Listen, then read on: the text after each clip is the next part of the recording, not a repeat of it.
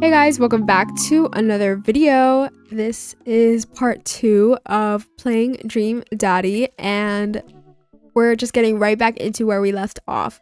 So we just left off where we finished talking to Joseph, and we're returning his plate that he just gave us. So yeah, we walk up to the kids and wave. Hey guys, is your dad around? They all just stare at us blankly. I'm kind of terrified right now. We just wanted to return this nice plate and thank you for the cookies. Geez, these definitely are Joseph's kids. They all look exactly like him. And kind of scary. Whoa. They were really good. I mean, I heard they were good. I didn't get to eat any. I chuckled nervously. Well, okay, we're gonna just set this plate down on the ground, real gentle, and then back away slowly. Right, Dad? Right, that's what we're gonna do. The kids' eyes bore into us as we scurry away.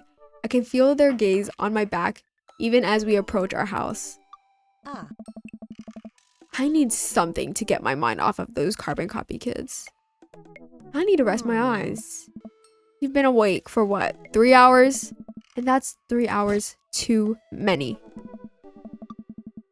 As we're walking home, I hear heavy footsteps come up behind us. Jen, bro! Oh! Everybody just pause for 1 second. I turn around and I'm greeted by a familiar face jogging up to us. Craig? Oh. Bro. Oh. Holy wow. I haven't seen Craig in forever. It's been too long, dude. Yeah, wow, you look great. Yeah, he does look great. Hey. Haha, yeah, I cleaned up my act. Cleaned up his act? Are you kidding me? He's ripped. I think I'm gonna start crying. Amanda, this is my friend Craig. We went to college together. We were roommates for a while too. They were roommates? Amanda, dude, you probably don't remember me, but you're so big now. Hello, and hello, cute baby. Aw, thank you. The last time I saw you, I think you were about her size. This is River. Say hi, River. He picks up her tiny wrist and waves it around. River gurgles happily. Are you babysitting? Nah, dude. River's my kid. Man, it has been a long time. Feels like 1 minute we're rolling up to exams with bad hangovers, and the next we're both fathers with a capital F. Where you been, man? Nice. Can we stop talking to each other like we're bros? Like, okay, I want you, okay?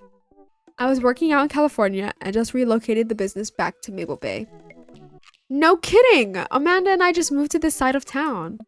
How's Smashly doing? Hi. I mean, Ashley. Ashley's her name. Oh. She actually still goes by Smashly, and we got divorced last year. This is awkward, but at least he's single, right? Oh, dude, I'm so sorry. It's old news. We take turns taking care of River and the twins. It's all copacetic. I've never heard of some of these words. Twins? You have 3 kids? Oh. Ain't life something, bro, right? Keg Stan Craig is a father of 3. Keg Stan Craig? Oh. Oh, haha, yeah, it was my old college nickname. He got it because he did a lot of keg stands. Oh. It's that thing where you do a handstand on a keg and then drink from the keg. Right. He was very good at it. Oh. Bro, I hate to be that guy, but I'm in the middle of my daily jog and I really gotta keep up my heart rate. Brought River along for, resistance training. You jog daily? I jog yearly. On January 1st, when I promised myself that I'm gonna jog daily for the rest of the year, but give up after 30 minutes and just walk home. Oh. Well, it's never too late to get back into it, dude. You should join me sometime. I will definitely join you sometime. Haha, I don't know. Hey. Come on, it'd be fun. We could grab breakfast afterwards, catch up. We could do a bro brunch like the good old days. Alright, sure. Sounds great. Great, let's get that going soon. I better get moving. Good to see you guys. Craig gives a little wave, puts his earbuds back in, and jogs off. I can't believe Craig is ripped and has kids. I'm reeling. Why is that? The Craig I knew is not fit to be responsible for any living thing, including and especially himself. One time, I watched him drink an entire jar of marinara sauce for dinner. Amanda, he opened up a new jar of marinara sauce and then he drank it like it was a thing that normal people do. It was unholy. And then I asked him what the hell he was doing, and he said, and I quote, "It's basically a smoothie, bro." I mean, technically, he's not wrong. He jogs. He was jogging. He's like a totally different person. Anyway, we better get home. I'll have plenty of time to reflect on how old I feel later. Amanda and I flop down onto the couch. Amanda has to shove some empty boxes out of the way before she can sit. Too bad we're gonna be putting my stuff right back into these boxes in a few months. Oh, don't say that. Oh, Dad, it's gonna be okay. I'll be fine. I know. It's just, you're my little girl. It's gonna be weird not having you around. I'll come visit and I'll text you every day and I'll take lots of pictures. I mean, obviously, I'm a photography major. You promise? Of course. Are you gonna be okay by your lonesome? Oh, come on. I'll be fine. I'll get a dog or something. A dog? Forget art school. I'll stay for the dog. Is that what it's gonna take? Medium-sized dog, handkerchief around the neck. I get to name it. That's what it'll cost for me to give up on my dreams. I'm a woman of simple wants and needs. Well, a dog is a lot cheaper than college. Amanda laughs. Suddenly, a pile of envelopes slide through the mail slot. Speaking of college, Amanda darts over to the envelopes and shuffles through them. She pulls one out and throws the rest back onto the floor. Back on the floor. This is from McGowan College of Art and Design. Open it! But I'm scared. It's just an envelope. Yeah, it's just like my entire future. Not a big deal. She takes a deep breath and rips the letter open with her teeth. We have a letter opener, but okay. I hold my breath while Amanda's eyes dart back and forth, scanning the letter. What does it say? The admissions committee has reviewed your application, blah, blah, blah. Her face drops. Regret to inform you that we are unable to offer you admission. Amanda throws the letter on the coffee table. Aw, sweetie. It's okay. I kind of saw it coming. I knew I shouldn't have put that experimental stuff in my portfolio. Their admissions officer told me they just want to see portraits or whatever. I pull Amanda in for a big hug. You're an amazing photographer. I know how much work you put into your portfolio. Some other school is gonna want to snatch you up for sure. Yeah, I know. It's fine. Are you actually fine, or are you just saying that? I'm fine. Really. Her face says the opposite, but I probably shouldn't push her on this. Oh, and before I forget, Emma R and Emma P are sleeping over tonight. So, you need me out of the way because I'm painfully uncool. I would choose more delicate phrasing, but yes. I mean, I look kind of cool. Anyways. Well, I'll have you know that I conveniently already have plans for tonight, so you'll have the new place to yourself. Yeah? What are your plans? Quick! Think of plans. I am secretly the mayor of this town. Amanda, the town needs me. I need to perform my mayoral duties. I must don my top hat and wear my monocle so that I may preside over my mayor stuff. I think you're thinking of the guy from Monopoly. He was a mayor, right? He was not. He was not? What was he? Right. I'm just kidding. I'm actually going to go out and watch the game. Nice.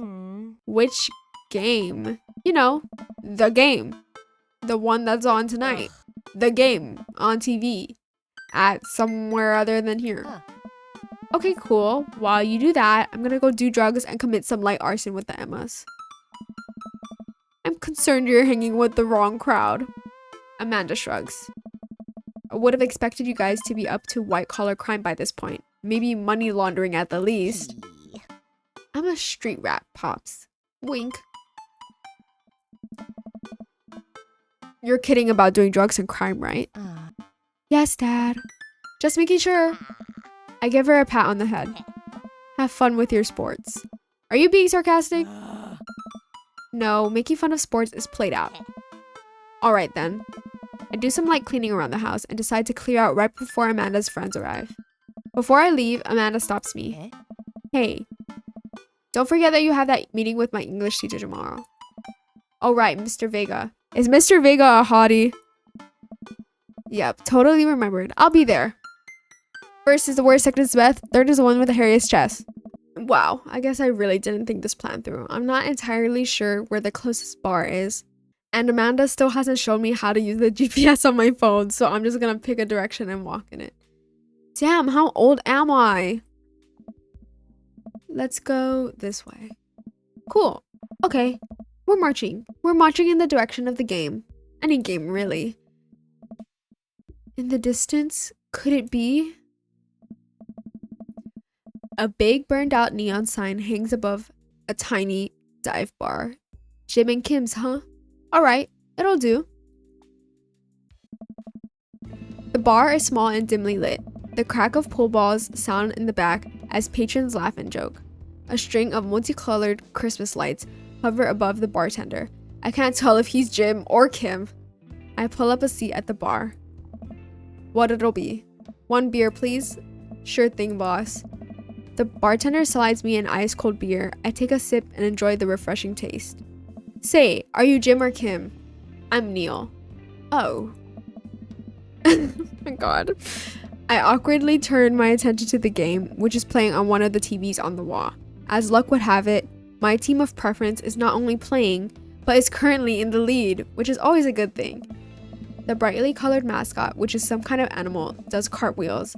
I silently cheer on my favorite team, hoping that I don't get into any confrontational arguments with the fan of the opposing team. Several people in this bar are wearing the distinctive colors of the team I dislike, although I believe from their demeanor that, like me, the passion for their team is all in good fun. A middle-aged woman holding a nearly empty wine glass sidles up to the bar and sits uncomfortably close to me. Hey, sailor. Oh, hello. Good to see fresh meat in here. I'm Mary. Come here often? Oh no, I actually just moved to this part of town today. I'm Jen, by the way. Are you watching the game? Yeah, my preferred team is in the lead. If they keep this up, they'll win the game with ease. Hey. Oh, I love that team. And I'm like reading ahead and I'm shocked. And also, I love that game. I love someone who knows their way around balls. I'm getting the impression that she's a little drunk. Buy a gal a drink? No thank you. Maybe some other time? Suit yourself, sailor. Mary saunters off, setting her sights on the newest bar patron to enter. I happily watch the game over another beer. The game has gotten close in terms of points. A little too close than what I'm comfortable with. After a particularly skilled player scores a number of points from the other team, putting them in the lead, I hear an affirmative grunt from another man at the bar. Go team. Gasp. It's the brooding man from the coffee spoon. He sits alone, sipping whiskey and watching the game as well. Enjoying the game. The capitalization of the game is killing me. It's kind of funny. I am now that we're winning. Oh, we must be rooting for different teams. In my opinion, my team is far superior. I have to disagree with that. Based upon our win-loss record, I'd say that my team is superior. That's where you're wrong, since as it stands right now, my team is beating yours. The conversation ends there and we go back to silently rooting for our teams.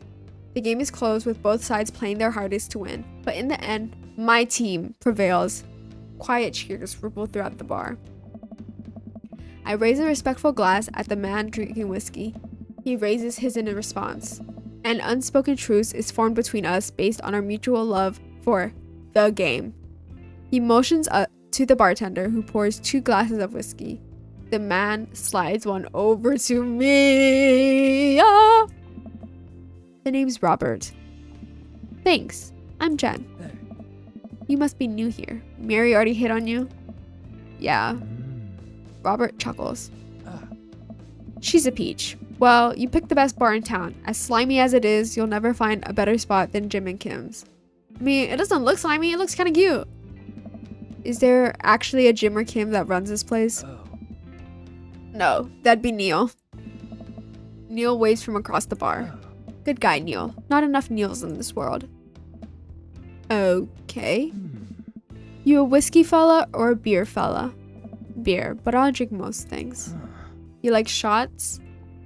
I say I like shots. I'm not like... I mean, I've never drank, like, me personally, but like... Dream daddy me, I guess. I'll put I like shots. Thank you. Robert nods to Neil, who serves us 2 shots of whiskey. He hands one to me. Here's to your health. We take the shots. The whiskey burns going down, but I try my hardest to look tough. Wait, I think this is what making friends is. Okay, Jan, this guy's out of my friend league, but I think if I play my cards right, we'll be pals in no time. Oh! Gasp. Compliment his cool leather jacket. Compliment his rugged good looks. Compliment his hand tattoo. I might compliment his... Oh my gosh. Okay, I want to compliment his tattoo, but what if he's like, I hate my tattoo? You know what I mean? I'll compliment his good looks. Is that too forward? Your face... Oh god.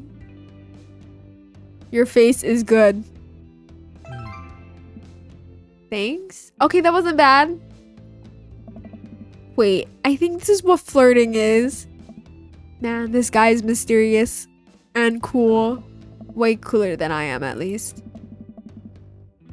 Robert signals to the bartender for another round. What are you doing here tonight? I'll say my daughter kicked me out of the house, just so we can test the waters with him knowing that I have a daughter. Not like forever. She was having a sleepover with her friends. Family type, huh? Single dad. He gets up. Be right back. Gotta powder my nose. Oh my gosh. Okay, either he just totally stood me up, or he wants to look good for me. Neil says, never seen Robert this talkative. He must like you. Huh, I guess so. I gotta admit that Robert has a gruff charm to him. If a guy like that thinks I'm cool, then I really must be. Robert comes back from the bathroom and grabs his leather jacket. I'm gonna go home. You heading my way? Yes! Robert and I leave the bar and find ourselves walking in the same direction. I live in this cul-de-sac down the way. Does everybody live there? Me too. We just finished unpacking today. Great place to be. Good neighbors. Well, some of them. Who's that? We get to Robert's house, which is just a few houses away from mine. We stop and he turns to me. I don't kiss and tell, Jen.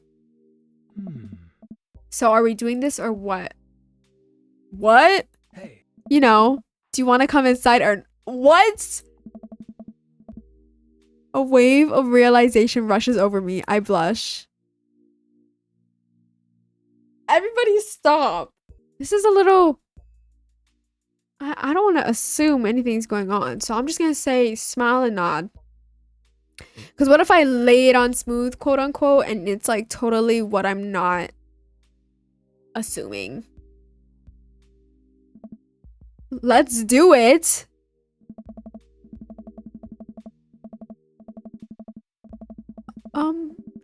I follow him up to his door. He fumbles with his keys for a second and unlocks the door, leading me inside. Oh! I wasn't assuming. Okay. The moment the door closes behind us, he pushes me up against the wall and kisses me, grabbing my hips. Come on. Am I allowed to record this on YouTube?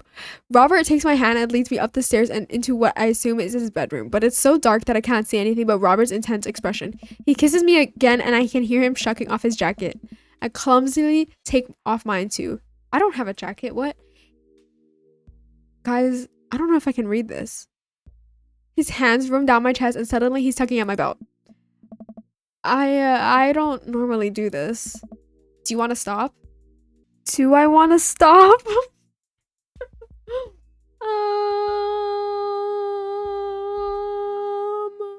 Cause like in the grand scheme of things, I don't think I would choose him to like settle down with, but like for the night, maybe. I think it is kind of unsafe because we're both drunk. I'll say no though. No.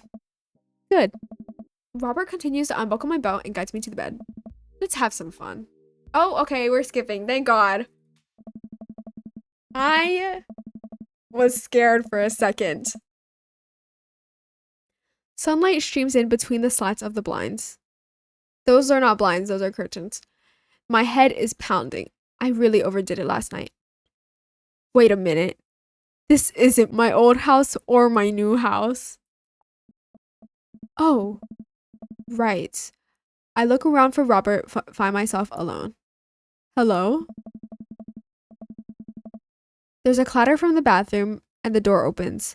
Robert is fully dressed and grabs his keys. That was fun. Yeah, it was.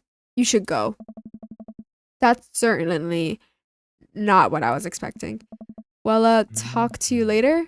Robert cracks a smile. Sure, your clothes are over there. I hastily get dressed and show myself out. The sun is unbearably bright. I need to lie down. I start to make my way back home when I suddenly remember Amanda! Bad dad! I rush back home and throw the door open. Something smells delicious. Amanda? Amanda runs out of the kitchen and looks slightly disappointed. Aw, man, I was kind of hoping you had gotten kidnapped and I was gonna have to come rescue you.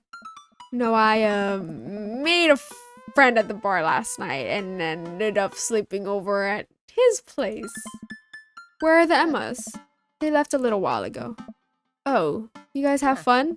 Yeah, watched some movies, ate snacks, stole a car. You know, usual sleepover stuff. You teens and your larceny. So, this breakfast that's cooking, what's that all about?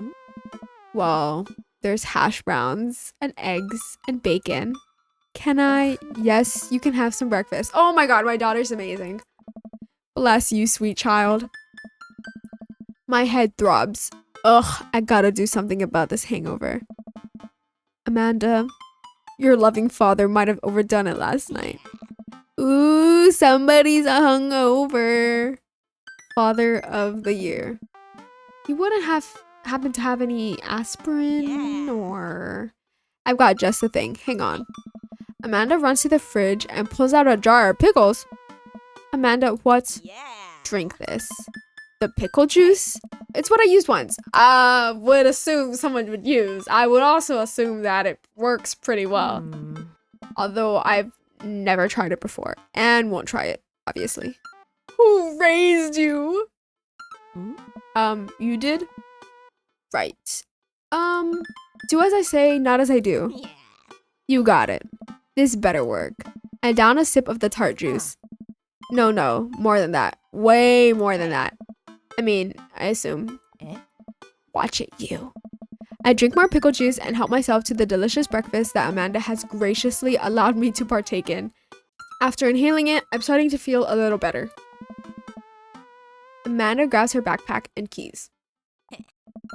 Well, I gotta get to class. Don't forget the meeting with Mr. Vega, okay? He said it was important. Love ya! I'll be there. Knock 'em dead, kiddo. Always do. We do our secret handshake and she's off. I get a little work done at home before I glance at my watch and see that it's almost time for the meeting. I hop in the shower, change clothes, and head on my way. Still a little hungover.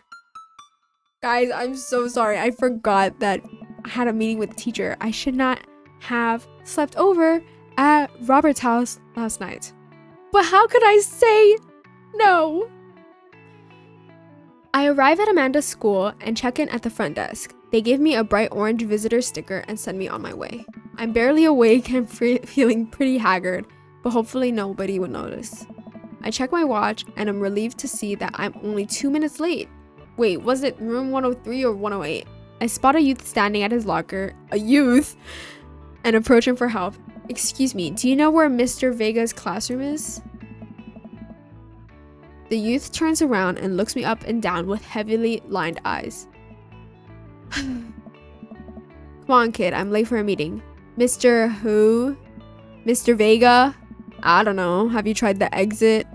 Okay, wise guy, are you gonna help me or not? Ugh, fine. Up those stairs and to the left. Can't miss him.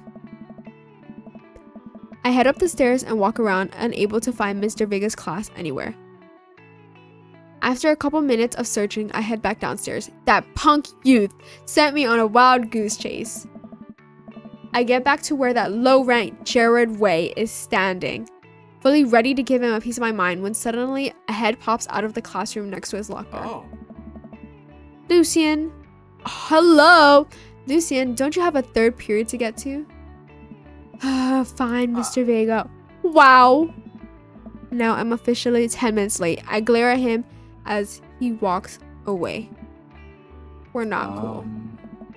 You must be Jen. This period's almost over. Would you mind waiting in the back? Mr. Vega leads me in, and I take a seat in one of the comically small students' desks in the back. I might get stuck in this. Alright, where were we?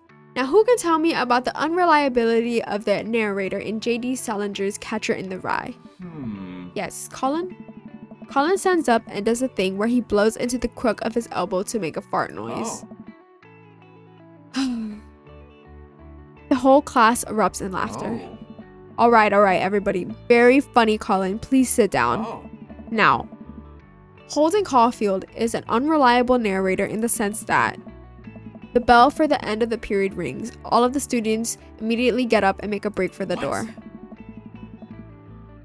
Remember to do the reading and answer the response questions on page 194 in your textbook. Nobody's listening. Or not, I guess. Mr. Vega turns to me and sighs. Middle schoolers, right? Don't you teach high schoolers? Both. You know, budget cuts. Right. Thanks so much for coming in. No problem, Mr. Vega. Please, call me Hugo. I'll call you whatever you want.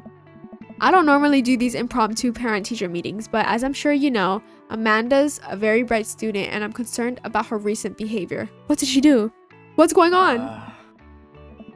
Amanda has never been the most engaged student, but I know she cares. Recently though, she's been falling behind. She's not completing assignments and has been doing rather poorly on tests.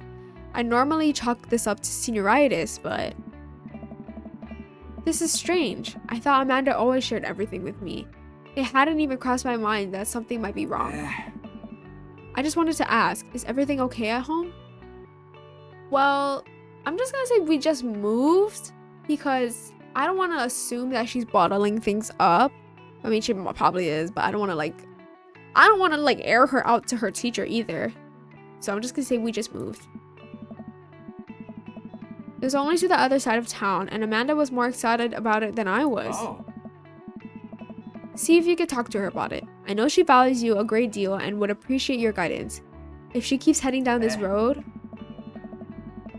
I know how important art school is to her, and I would hate to see her miss out on scholarship money that she clearly deserves. I'll make sure to talk to Amanda. Thanks for letting me know, Hugo. Anytime. On my way out, I stop, thinking for a moment. I turn to Hugo. Hey, Hugo? Yes. Did I ever catch that rye? Yes. Oh my gosh, he loves me. I leave the classroom and make my way out of the school. I'm still a little bit in shock that Amanda was able to hide this so well from me. She's always been such a force for positivity in my life, especially after we lost her father. Amanda must be done with classes. I'm sure she would appreciate a ride home. Maybe I can talk to her about what's going on. I pull up to the carpool and Amanda hops in the passenger seat. So, did you have fun gossiping about me? Mr. Vega and I actually just gossiped about our celebrity crushes. So you talked about Mario Batali the whole time? It was a very productive meeting. I'm pretty hungry. Can we grab some dinner? Sure thing. We can go to the food court. I'm honestly just trying to meet a lot of people, guys. Does that sound good to you?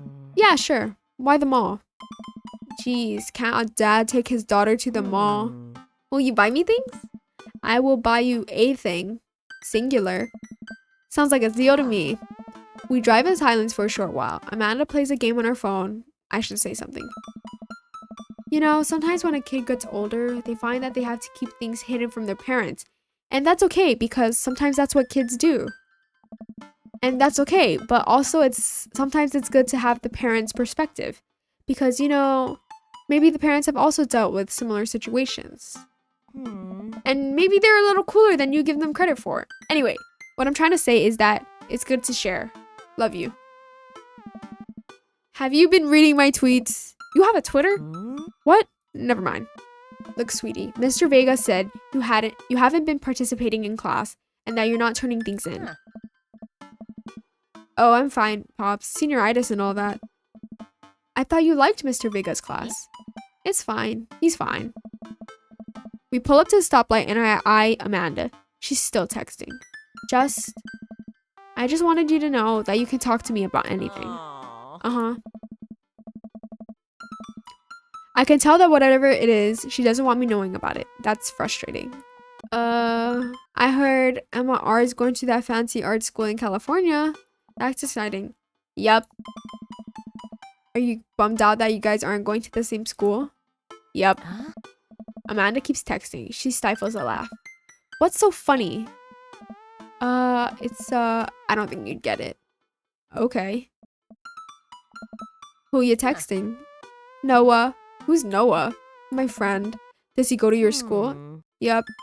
Do you like Noah? What? No, Dad. Ugh. I can't believe you would. Dad. I mean, jeez. Why would you? Ugh. Gross. Sorry, just asking. Dad, he's just my friend. Guys and girls can be friends. He's my friend. Okay, girl, you need to calm down. Okay. Jeez. This is going well. Well, good talk. Love you, kiddo. She leans forward and turns up the radio. I guess that conversation is over. To the mall then. We arrive at the mall. A big indoor shopping center with a couple different floors. It's kind of dead, but that doesn't stop a mall security guard from yelling at a group of loitering teens. Let's eat something disgusting for dinner. Hell yeah. Language, missy? Heck yeah. Better. We approach the food court and evaluate our options. There's greasy restaurant after greasy restaurant. My heart burns just looking at the menus. Nobody looks happy to be here. What's the problem? What are you in the mood for? Bread dipped in sugar, bread with cheese on it, or do you just want me to inject some fat directly into your bloodstream? I extend my hand to her. Would you do me the honor of sharing some nachos? She takes my hand with a grin. It would make me the happiest, cheesiest girl alive. We order a giant pile of chips and unnaturally orange cheese from a very unenthusiastic and possibly stoned teenager. We take a seat at a rickety table and dig in. These are bad. These are very bad. But also strangely delicious? We have to eat through the pain. We enjoy the fluorescent cheesy goodness until we're all out of nachos. So, something's been bothering me for a while. Can you explain memes to me? Which meme? All memes? Amanda sighs deeply and places her head in her hands. Dad, it's complicated. See, memes are inside jokes shared by a bunch of people that get less funny the more people do it. So the problem is that by the time a meme gets to you, Dad, all us youths have already done the joke to death. And what's worse than that is that movies and TV and video games will try to jump in on a meme train, but just based on how long it takes to make them, the meme will be long dead by the time it comes out, so it just dates it and isn't funny. Oh shit, what up? Dad. Dad, please. Oh. Anyway, changing the subject, where to now? Wanna go to that goth store? What? You know, that's one that's all black and tries to establish itself as anti-establishment despite being an exact representation of the establishment. Hot Topic? I don't know what store you're talking about. You know, the one where you can buy chain wallets and is basically an assault on what people fought so hard against in the punk and hardcore movements of the 70s and 80s. You gotta be more specific. The one you threw up in that one time. Oh, that one. Yes. Amanda runs into the store with me trailing behind her. She makes a beeline for the back. There it is. You can still see the outline kind of her puke. I'm so proud. Speech. Amanda. Speech, speech, speech. All right, I'll do it if you stop chanting. Amanda stops immediately. I clear my throat. Thank you all for joining us here today to commemorate an historic moment that would forever shape history. On a day very much like today, some 5 years ago, our very own Amanda and Dodo had too much blue raspberry slushy on an outing to the mall. After begging her father to take her to Dead Goth and Beyond, to buy rainbow suspenders, she proceeded to throw up all over a display of My Chemical Romance merchandise. Her loving father then had to pay for said merchandise, which to this day remains among our possessions. Thank you. Amanda is moved. She begins clapping, slow at first, then faster and more vigorously.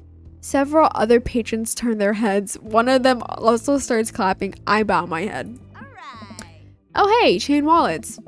While Amanda busies herself looking at band t-shirts, I try to find something of interest. Not much for Dad to look at.